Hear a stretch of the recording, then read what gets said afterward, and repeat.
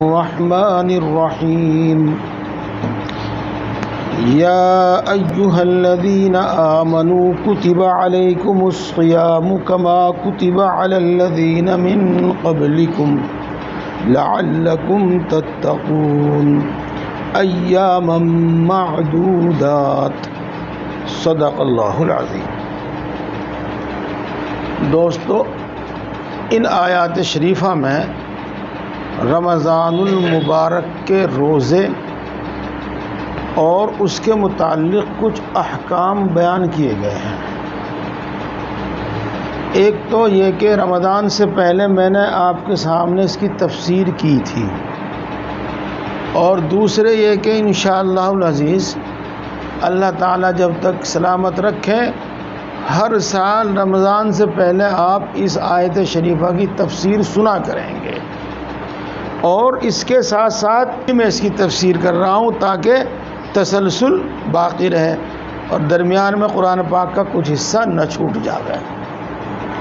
اور بار بار کرنے میں فائدہ یہ ہے کہ جو بات پہلی مرتبہ سمجھ میں نہیں آئی دوسری مرتبہ سمجھ میں آ جاوے گی، دوسری مرتبہ سمجھ میں نہیں آئی تیسری مرتبہ سمجھ میں آ جاوے گی، اور بار بار یاد سننے سے وہ یاد بھی ہو جاوے گی۔ اور علماء کرام یہ فرماتے ہیں کہ جو آدمی کوئی بات مثلا 10 مرتبہ سنے اس کے سامنے بیان کی جاوے تو 11ویں مرتبہ بھی اسی توجہ سے سنے جس توجہ سے اس نے پہلی مرتبہ بالکل نئی بات سنی تھی، تب تو اس کو علم آئے گا، ورنہ اسے علم نہیں آئے گا۔ لہذا یہ سوچ کر کے بار بار کی سنی ہوئی چیز ہے اس کی طرف سے لاپرواہی نہ برتے، توجہ سے سنیں۔ ترجمہ کرتا ہوں جہاں ضرورت پڑے گی، انشاءاللہ پہلے سمجھاؤں گا پھر ترجمہ کروں گا۔ اے ایمان والو، تم پر روزے فرض کیے گئے ہیں جیسا کہ تم سے پہلی امتوں پر فرض کیے گئے تھے، تاکہ تم متقی اور پرہیزگار بن جاؤ۔ روزے فرض ہیں اور اسلام کے ارکان میں سے ایک رکن ہے۔ اس کو ہم آسان اردو میں یوں کہہ دیں گے کہ بنیادی احکام میں سے ایک حکم ہے جس پر اسلام کی ساری عمارت ٹکی ہوئی ہے، ان ستونوں میں سے ایک ستون ہے، یہ کہا گیا۔ اس میں خاص بات یہ ہے کہ یہ روزے صرف اسی امت پر فرض نہیں کیے گئے بلکہ اس امت سے پہلی امتوں پر بھی فرض کیے گئے۔ یہ بات آپ سن چکے ہیں، اب پھر سنیے گا۔ اسلام میں جتنے احکام ہیں قریب قریب وہ تمام احکام آدم علیہ السلام سے لے کر آج تک ہیں، ان میں تھوڑی سی ترمیم ہوتی رہی۔ مثلا ہمارے دن میں 1 مہینے کے روزے ہیں، یہود کے دن میں اور اسی طرح نصارہ کے دن میں 40 دن کے روزے تھے۔ ہمارا روزہ وہ صبح صادق سے لے کر سورج غروب ہونے تک ہے، اور اس میں نہ کمی کرنے کی اجازت ہے نہ زیادتی کی اجازت ہے۔ اگر کوئی شخص جان بوجھ کر 1 منٹ کے صبح صادق ہونے کے 1 منٹ کے بعد کھا لے اور پھر پورے دن کا روزہ رکھے، ہونے کا نہیں۔ اگر کوئی شخص جان بوجھ کر سورج غروب ہونے سے 1 منٹ پہلے افطار کر لے تو اس کا روزہ ہونے کا نہیں۔ یہ ہے میری معلومات کے مطابق، جہاں تک مجھے معلوم ہے، ہو سکتا ہے میری معلومات کچی ہوں چونکہ ہمیں اتنا زیادہ مطالعہ نہیں ان کا، بس جو ہم کتابیں پڑھتے رہتے ہیں اور ان میں جتنی بات سامنے آئی ہے بس وہ معلوم ہے ہمیں۔ نصارہ میں اکثر و بیشتر اپنی مرضی کے اوپر ہے. ہم یہ نہیں کہہ سکتے کہ یہ حکم اللہ ہی کی طرف سے ان کو دیا گیا تھا یا انہوں نے اپنی سہولت کے واسطے یہ کام کر لیا. جی ہاں، عام طور سے ان کا روزہ 24 گھنٹے کا ہے، سورج غروب ہونے سے لے کر اور سورج غروب ہونے تک 24 گھنٹے کا ہے. لیکن چاہے وہ 6 گھنٹے کا رکھ لو، چاہے 12 گھنٹے کا رکھ لو، چاہے 13 گھنٹے کا رکھ لو، یہ بھی ہے ان کو. چاہے 48 گھنٹے کا رکھ لو، چاہے 72 گھنٹے کا رکھ لو، یہ بھی ہے انہوں نے. یہ سب باتیں بتلاتی ہیں کہ یہ احکام اللہ کی طرف سے جس طرح دیے گئے تھے اس طرح نہیں ہیں. انہوں نے اس میں اپنی منمانیاں اور اپنی سہولتیں داخل کر لی. جی، جیسا کہ ہندوؤں کا برت، دیکھو میرا دل تو کہتا ہے یہ کہ یہ کسی معبود کا، اللہ کا حکم دیا ہوا نہیں ہے، بلکہ اس میں منمانا کیا گیا کہ ان نہ کھاؤ، پھل کھاؤ. بھائی جب دودھ پی رہے، پھل کھا رہے، پھر وہ روزہ ہی کہیں گا ہوگا تو اور مزے آ گئے سارے دن اس میں. جی ہاں، اسی طریقے سے چلو جی، یہود کے یہاں بھی 40 روزے ہیں اور نصارہ کے یہاں بھی 40 روزے ہیں. یہود کا تو قصہ آپ نے پڑھا ہوگا. حضرت موسیٰ علیہ السلام کو اللہ تبارک و تعالیٰ نے حکم دیا تھا کہ تم 40 روزے رکھو، 30 روزے رکھو، اور 30 روزے رکھنے کے بعد ہمارے پاس آؤ، ہم تم سے بات کریں گے اور تمہیں تورات عطا کریں گے، احکام عطا کریں گے. حضرت موسیٰ علیہ السلام نے 30 دن کے روزے رکھے.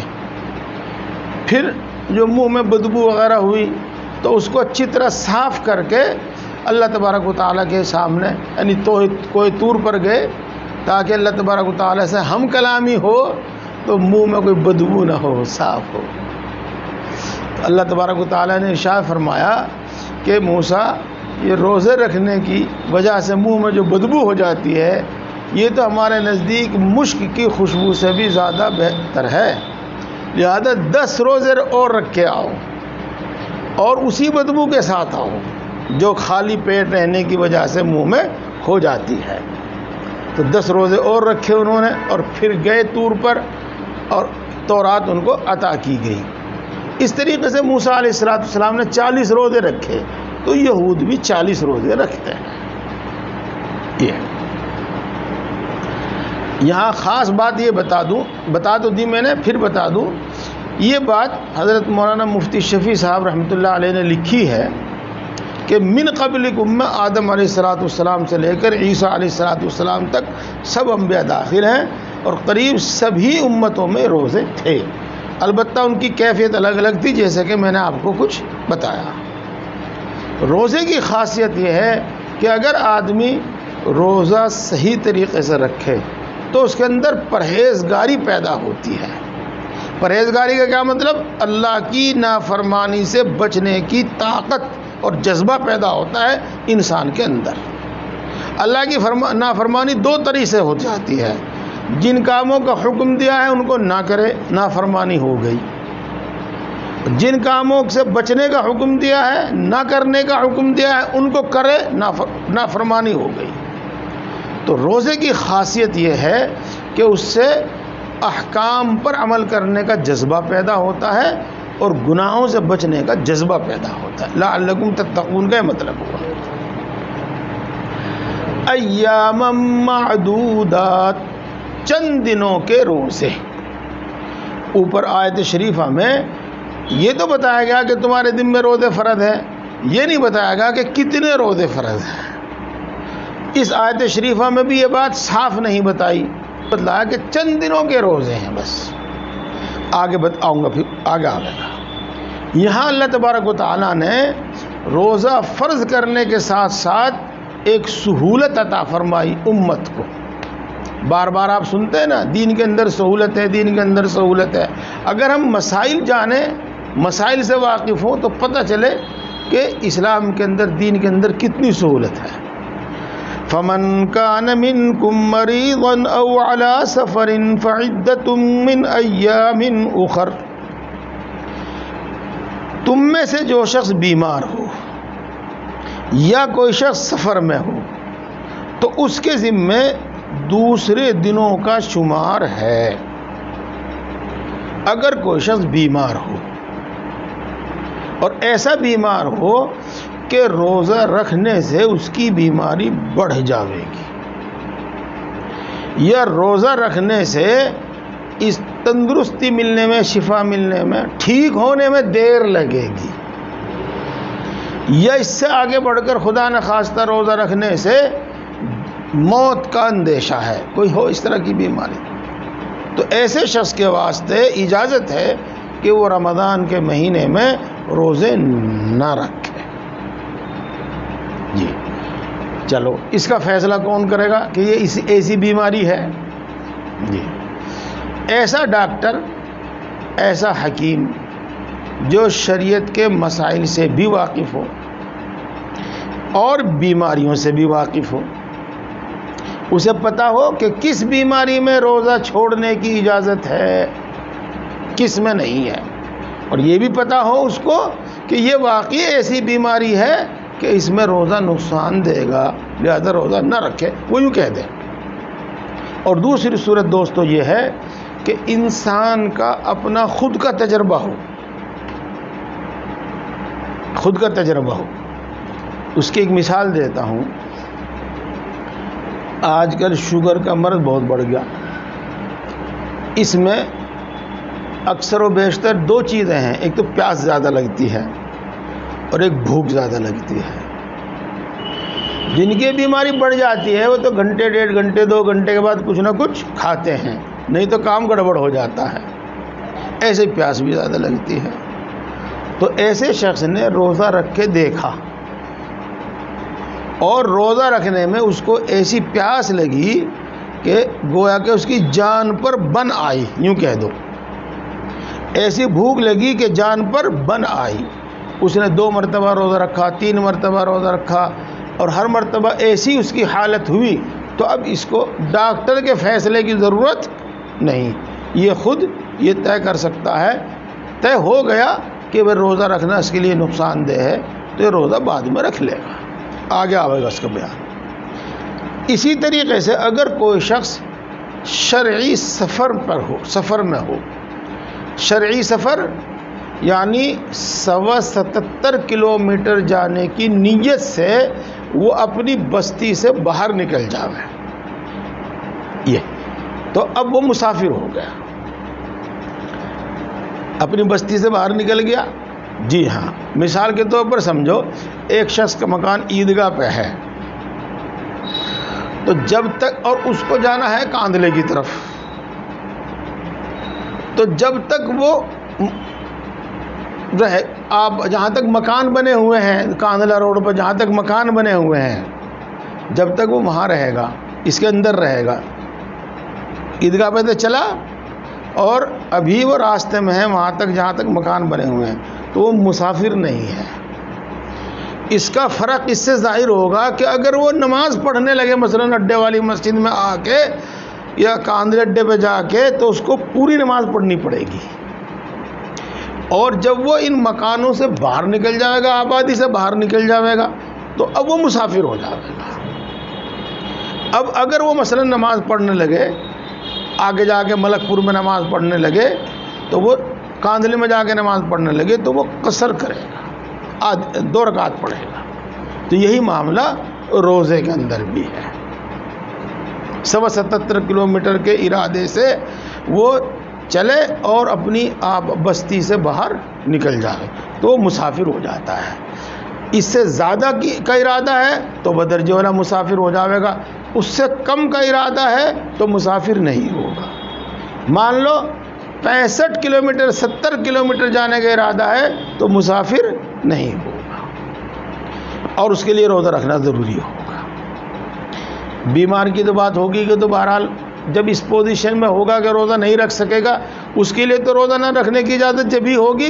اب رہی بات مسافر کی، تو بعض سفر تو اتنے مشقت والے ہیں کہ ان میں روزہ رکھا نہیں جاتا، اور بعض سفر اتنی راحت کے ہیں کہ ان میں روزہ رکھنے میں کوئی دقت ہی نہیں۔ آپ کو یہاں سے دلی جانا ہے، مسافت ہے، شرعی مسافت ہے، 100 کلومیٹر ہے لگ بھگ، جی ہاں، اور آپ اپنی اے سی گاڑی میں گھر سے بیٹھ کر چلے اور جہاں آپ کو جانا ہے وہاں جا کر آپ اپنی گاڑی سے اترے، تو نہ تو بھوک لگے گی نہ پیاس لگے گی۔ وہاں بیٹھے آپ اے سی کمرے میں بیٹھے، پنکھے کے نیچے بیٹھے، جو کام تھا کیا، پھر آپ واپس چل دیے، اسی دن چل دیے یا اگلے دن آئے، مان لو اسی دن آئے آپ، تو واپس آنے تک بھی کوئی دقت نہیں کہ آپ اے سی گاڑی میں بیٹھے ہوئے ہیں۔ ہاں، تو روزے میں دقت دشواری بھی ہو سکتی ہے سفر میں اور نہیں بھی ہو سکتی، لیکن دونوں صورتوں میں اختیار ہے۔ مشقت ہو تب بھی روزہ رکھنے نہ رکھنے کی اجازت ہے، اور مشقت نہ ہو تب بھی روزہ رکھنے نہ رکھنے کی اجازت ہے۔ اب ایک فرق سمجھو، اور یہ باتیں سمجھنے کی ہیں، جتنا دین کا علم زیادہ ہوگا دین پر عمل کرنے میں اتنی سہولت زیادہ ہوگی، جتنا تجربہ کار تاجر ہوگا، جتنا تجربہ کار مستری ہوگا، اتنی زیادہ سہولت ہوگی اس کو تجارت کرنے میں، اتنا زیادہ نفع ہوگا اس کو، اور اتنی زیادہ آسانی ہوگی اس کو بنانے میں۔ یہاں ایک تو نماز ہے، وہ تو قصر ہو جاتی ہے، یعنی آدھی ہو جاتی ہے، یوں سمجھ لو، اور روزہ معاف ہو جاتا ہے، لیکن دونوں میں فرق ہے۔ نماز تو آپ قصر ہی کریں گے، 2 رکعت ہی پڑھیں گے، پوری نہیں پڑھ سکتے، اور روزے میں دونوں اجازت ہے، رکھ بھی سکیں گے اور آپ نہیں بھی رکھ سکیں، دونوں اجازت ہے۔ اگر سفر میں آپ کی نماز قضا ہو گئی اور گھر آ کر آپ نماز پڑھیں گے تو 2 ہی رکعت پڑھیں گے، قصر ہی کریں گے گھر پر بھی۔ مسئلہ سمجھ میں آ گیا؟ کوئی الجھن تو نہیں ہوئی؟ اگر سفر میں نماز قضا ہو گئی اور ہم نے واپس گھر آ کر اس کو پڑھی تو 4 رکعت نہیں پڑھنے گے، 2 ہی پڑھیں گے یہ۔ اور روزے کا مسئلہ تو ہے، وہ تو آدھا ہوتا ہی نہیں، وہ تو پورا ہی ہو۔ تو سفر میں اللہ تبارک و تعالیٰ نے یہ اجازت مرحمت فرمائی ہے۔ یہ جو کہا گیا ہے کہ اس پر دوسرے دنوں کی گنتی ہے، تو مثلا بیمار ہونے کی حالت میں وہ 4 5 10 روزے نہیں رکھ سکا، یا سفر میں 4 5 10 روزے نہیں رکھ سکا، تو رمضان گزر جانے کے بعد اسے چاہیے کہ یہ روزے رکھ لے۔ دوسرے دنوں کا اس کے ذمہ شمار ہے، یعنی رمضان کے بعد دوسرے دنوں میں روزہ رکھنا اس کے ذمہ ضروری ہے۔ یہ جب سہولت ہو جب رکھ لے، گرمیوں میں نہ رکھے، سردیوں میں رکھ لے۔ یہ البتہ دیکھو، موت زندگی کا کسی کو کچھ پتہ نہیں، ہاں، اس لیے فرض نماز اگر قضا ہو جاوے تو پہلی فرصت میں ادا کر لو، اگر فرض روزہ رہ جاوے تو سردیوں کا انتظار نہ کرو، بلکہ پہلی فرصت میں رکھ۔ یہ بھی بات ہو گئی۔ اب ایک مسئلہ اور ہے، آپ سمجھدار لوگ ہیں، انشاءاللہ سمجھ جائیں گے۔ میرے 10 روزے قضا ہو گئے رمضان شریف میں، اور عید کے بعد میں 5 دن زندہ رہا، 5 دن کے بعد انتقال ہو گیا جی، تو ان 5 روزے تو میرے ذمہ ہیں، اور وہ 5 روزے جو ہیں وہ میرے ذمہ نہیں ہیں۔ یہ چلو جی، اگلی بات سمجھو، اس میں وہ ایک نئی بات ہے، اس کو آپ غلط فہمی میں مبتلا نہ ہو، بلکہ توجہ سے سنیں تو انشاءاللہ بات سمجھ میں آ جائے گی، اور اس سے بہت کچھ سمجھ میں آئے گا۔ اور ان لوگوں کے ذمے جو روزہ رکھنے کی طاقت رکھتے ہیں، ایک مسکین کے کھانے کا فدیہ ہے۔ بس دیکھو، اللہ تبارک و تعالیٰ نے دین کے اندر سہولت بہت رکھی ہے۔ جب روزے فرض کیے تو روزہ فرض کرنے کے بعد اللہ تبارک و تعالیٰ نے اختیار دیا کہ فرض تو ہے روزے، لیکن جو چاہے روزہ رکھ لے اور جو چاہے روزہ نہ رکھے۔ اس میں کمزور اور بیمار اور مسافر کی کوئی بات نہیں، بلکہ ہر آدمی کو اختیار ہے، جو روزہ چاہے رکھ لے اور جو نہ چاہے نہ رکھے وہ ایک مسکین کو ایک صدقہ فطر کے برابر غلہ دے دے. یہ اختیار دیا گیا تھا پہلے، روزہ رکھنے نہ رکھنے کا اختیار ہے. اس کے باوجود آگے ارشاد فرمایا فمن تطوع خیرا فهو خیر اللہ، اور جو شخص بھی کوئی بھلائی کا کام کرے تو وہ اس کے لیے بہتر ہے. وَأَن تَصُومُوا خَيْرٌ لَكُمْ إِن كُنتُمْ تَعْلَمُونَ، اور تمہارے لیے روزہ رکھنا بہتر ہے اگر تم یقین رکھتے ہو. اس کا حاصل یہ تھا کہ روزہ رکھنے نہ رکھنے کا اختیار دیا، اور روزہ نہ رکھنے والے کے ذمے ایک صدقہ فطر کے برابر غلہ، جس کو فدیہ کہتے ہیں. اس کے بعد یہ حکم منسوخ ہو گیا. منسوخ ہونے کا معنی اب آپ سبھی سمجھ رہے ہوں گے، چونکہ یہ لفظ کئی بار سن لیا آپ نے. کینسل ہو گیا، اللہ نے یہ حکم واپس لے لیا اور ایک نیا حکم دیا.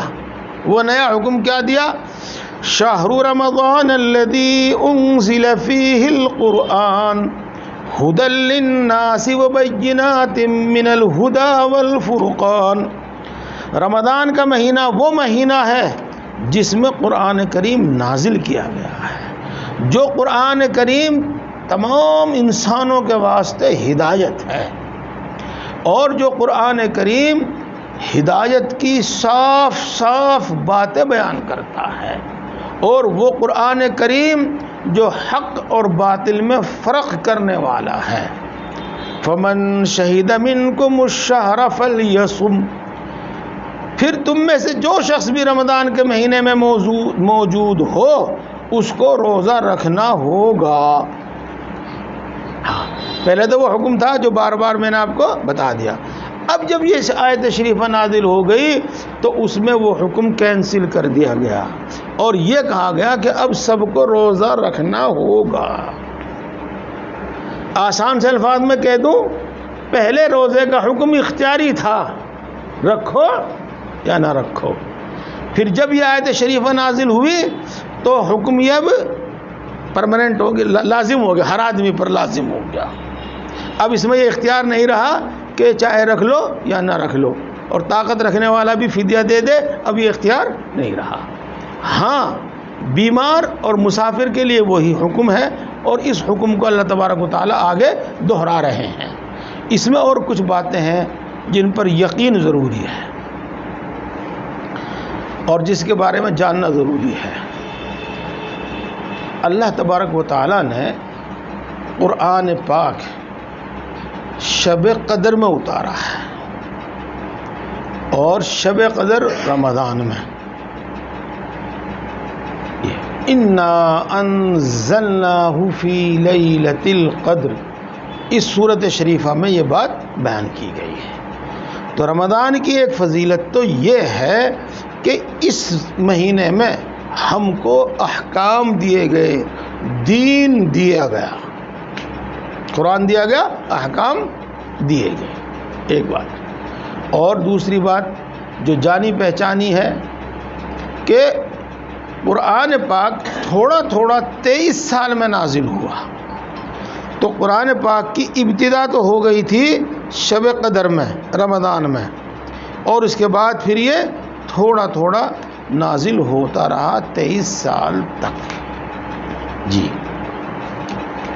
اچھا، قرآن تمام انسانوں کے واسطے ہدایت ہے. ہدایت کا لفظ عربی ہے، ہم شاید اس کا مفہوم نہ سمجھتے ہو. اس کا ترجمہ کرو پہلے تو اس طرح پر کہ سیدھا راستہ، ایسا راستہ جو آدمی کو اس کی منزل تک پہنچا دے. اور اس سے بھی زیادہ آسان کرو، زندگی گزارنے کا صحیح طریقہ، یہ اس سے بھی زیادہ آسان ہو. اور یہ ہدایت مسلمانوں ہی کے لیے نہیں ہے، بلکہ یہ ہدایت تمام انسانوں کے لیے ہے. البتہ اس سے نفع وہ اٹھاتے ہیں جن کے دلوں میں اللہ کا خوف ہے اور وہ اس کو صحیح سمجھنے کی کوشش کرتے ہیں، صحیح سمجھتے ہیں، اور جو اس کو اپنے من مانے مطلب کے لیے استعمال کرتے ہیں وہ اس سے گمراہ ہو جاتے ہیں. یہ ہے. اور اس میں زندگی گزارنے کے صاف صاف اصول بیان کیے گئے ہیں. وہ بینات من الہدی، صاف صاف اصول بیان کیے گئے ہیں. والفرقان، اور اس میں حق و باطل کے درمیان بالکل صاف فرق کر دیا گیا ہے. یہ اب دیکھو قرآن پاک کے جو احکام ہیں ایک تھا، دوسرے شریعت کے جو حکم ہیں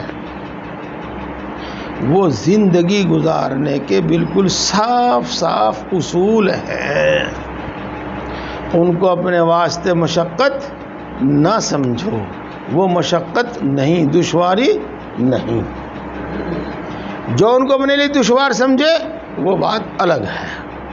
جی جی ہے تو کہاوت، اور ہو سکتا ہے صحیح ہو سکتا ہے غلط ہو، لیکن بات آسانی سے سمجھ میں آ جائے گی اس لیے سنا رہا ہوں میں. جی ہاں. دو کاہل اور سست آدمی بیری کے درخت کے نیچے لیٹے ہوئے تھے. بیری کے درخت پہ سے ایک بیر گرا اور سینے پہ گر گیا، اس کے پڑا رہا ہے سینے پہ. اس میں خود میں تو اتنی ہمت نہیں ہوئی کہ اٹھا کے منہ میں گیر لے. وہ اپنے پاس والے سے کہے کہ بھائی مجھے بھوک لگ رہی، یہ میری چھاتی پہ بیر پڑا، اس کو اٹھا کے میرے منہ میں گیر دیے. اگنا بھائی میں تو نہیں گیرتا. کیوں نہیں گیرتا؟ پرسوں جب میرے منہ میں کتا منہ اترا تھا میں نے تو یہ کہا تھا کہ اسے ہٹا دے، تو نے ہٹایا تھا. تو میرے دوستو جب آدمی کاہل ہو جاوے، جب آدمی سست ہو جاوے اور کچھ نہ کرے تو اس کا تو کوئی علاج نہیں ہے اور نہ اس کی کوئی حد ہے. جی سستی کی، کاہل ہو جانے کی کوئی حد نہیں ہے. بیر کو منہ میں اٹھا کے منہ میں گیرنا یا کتے کو ہٹا دینا مونتے ہوئے کو، جب یہ نہیں تو اور کیا کر سکتا ہے؟ نہیں تو اپنی ذات میں یہ احکام آسان ہیں اور اتنے فائدے لیے ہوئے ہیں کہ ہم اور آپ تو یقین کر کے، ایمان کی بنا پر یقین کر کے ان کو مانتے ہیں، اور دوسرے لوگ ان پر ریسرچ کر کے اس نتیجے پر پہنچتے ہیں کہ یہ ہی صحیح ہے. چنانچہ پوری تفصیل تو میں بتا نہیں پاؤں گا، الفاظ جوں کہ تو مجھے اس وقت یاد نہیں ہے. ابھی کچھ دن پہلے سے ایک بات گھوم رہی تھی اخبار میں بھی اور واٹس ایپ پہ بھی کہ جاپان کے ایک شخص نے ریسرچ کی کہ آدمی کے واسطے پیٹ بھر کر، ہمیشہ پیٹ بھرا رہنا صحیح ہے یا بھوکا رہنا صحیح ہے. تو وہ اس نتیجے پر پہنچا کہ ہمیشہ پیٹ بھر کر رہنا انسان کی صحت کے لیے مضر ہے، بلکہ کچھ دن اس کو فاقہ کرنا چاہیے. جی ہاں، وہ اس نتیجے پر پہنچا. پھر اس نے اس پر سرچ کیا کہ ٹھیک ہے کچھ دن فاقہ کرنا چاہیے، تو ایک سال بھر میں کم سے کم کتنے دن فاقہ کرنا چاہیے؟ اس نے اس پر سرچ کیا تو اس کی سرچ میں آیا کہ کم سے کم 25 دن فاقہ کرنا چاہیے. جی ہاں، اس نے جگہ پہنچا. اس کے بعد ایک دوسرے شخص کی تحقیق ہے. بات تو ان کے دل میں یہی آتی ہے کہ اسلام نے یہ حکم کیوں دیا. مثال کے طور پر عورت کے ذمہ عدت ہے اگر اس کو طلاق دے دی جاوے، اور ہے بھی 3 حیض، 3 ماہواری. جی ہاں، تو اس پر سرچ کیا انہوں نے. جی ہاں، جب مرد عورت ملتے ہیں تو مرد کے بہت سارے اثرات کہہ لیجیے گا آپ عورت کے جسم کے اندر رہ جاتے ہیں.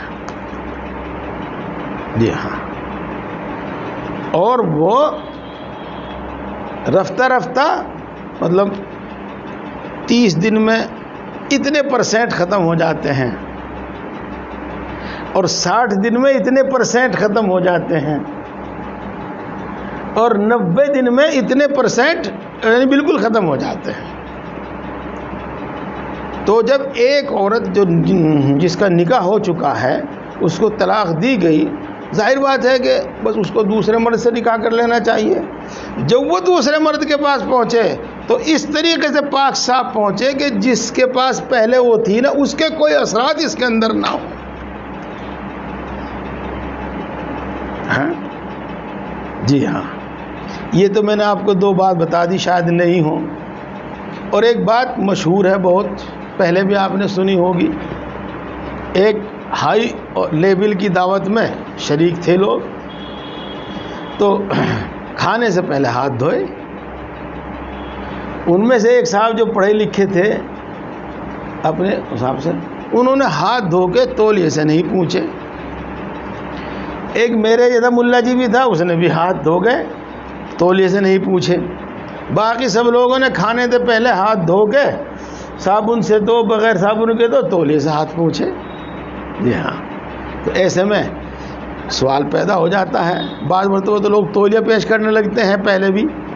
ہاں، ان سے پوچھا تو جو سمجھو ڈاکٹر صاحب تھے جنہوں نے ہاتھ نہیں دھوئے تھے، انہوں نے کہا جی کہ کپڑا کتنا ہی بھی صاف ہو، کتنا ہی بھی دھلا ہوا ہو، رکھے میں بھی کچھ نہ کچھ جراثیم کیٹانو آ جاتے ہیں.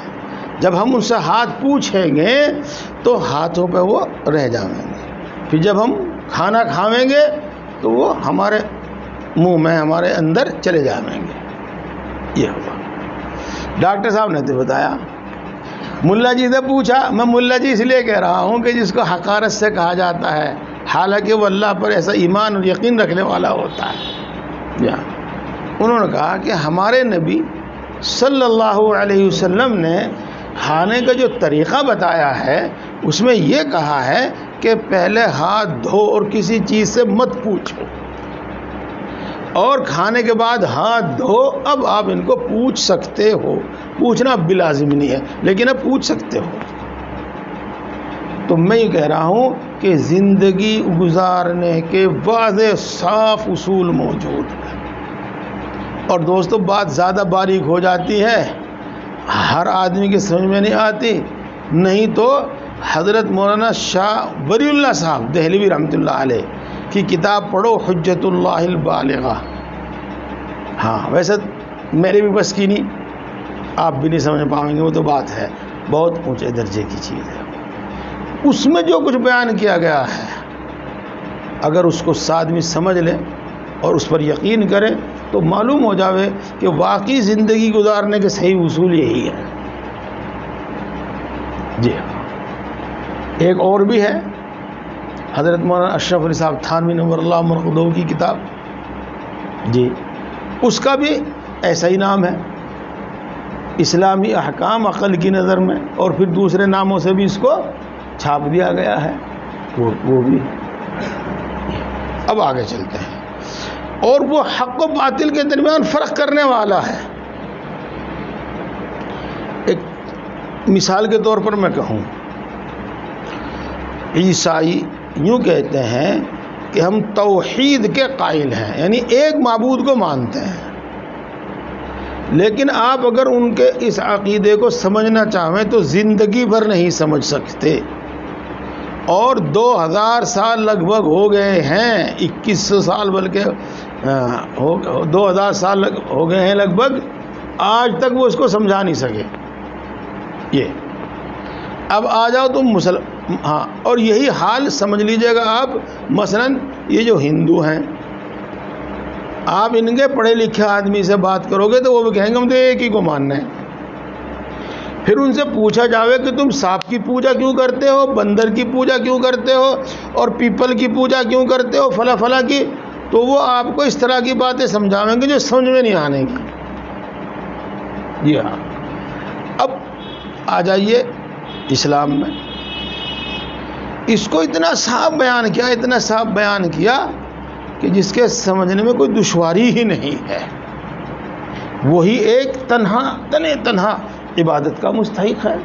اسی ایک تنہا ذات نے یہ ساری مخلوق پیدا کی ہے، اسی ایک نے سارے انسان پیدا کیے ہیں، وہی ایک سارے نظام کو چلاتا ہے وغیرہ. اور اگر آپ دوسروں میں جاؤ، یہ علم کی دیوی ہے، یہ دولت کی دیوی ہے، یہ چندرما ہے، یہ سورج ماں ہے، اور معلوم کتنی باتیں. اگر ان کو سمجھنا اور یاد رکھنا چاہیں تو بہت الجھن. چلیے یہ بات ہو گئی. اچھا، اگلی بات چونکہ آپ آسانی سے سمجھے ہوئے ہیں، ترجمہ کر دوں انشاءاللہ. اگلی آیت پھر اگلے ہفتے ہوگی. بس تم میں سے جو شخص بیمار ہو یا جو شخص سفر میں ہو تو اس پر دوسرے دنوں کی گنتی ہے. یہ وہی ہے جو میں بتا چکا ہوں. تھوڑا سا فرق ہے اس میں، وہ علماء سے متعلق ہے. اللہ تبارک و تعالیٰ تمہارے ساتھ آسانی چاہتا ہے اور تمہارے ساتھ دشواری کرنا نہیں چاہتا. اسی واسطے اس نے روزے میں سہولت دے دی. بیمار ہو فدیہ دے دو، سفر میں ہو فدیہ دے دو، سفر میں ہو بعد میں رکھ لو. اس طرح کی بہت ساری سہولتیں دے دی ہیں. وَلِتُكْمِلُوا الْعِدَّةَ، اور تاکہ تم شمار پورا کر سکو. جب روزہ رکھنا آسان ہوگا تو 30 روزے پورے کر لے گا، اور اگر دشواری ہوگی تو نہیں کر سکے گا. اس لیے اللہ نے آسان کر دیا تاکہ 30 کی گنتی پوری کر دے. وَلِتُكَبِّرُوا اللَّهَ عَلَى مَا هَدَاكُمْ وَلَعَلَّكُمْ تَشْكُرُونَ، اور تاکہ تم اللہ کی بڑائی بیان کرو اس کے مطابق جو طریقہ تم کو بتایا گیا ہے، اور تاکہ تم اللہ تبارک و تعالیٰ کی ان نعمتوں کا شکر ادا کرو. ہیں تو نعمتیں بے شمار، لیکن یہ جو احکام ہیں قرآن میں، جو احکام دیے گئے ہیں اور آسان احکام دیے گئے ہیں، سب انسانوں کے فائدے کے واسطے دیے گئے ہیں، یہ بڑی نعمت ہے. اس نعمت کا شکر ادا کرو.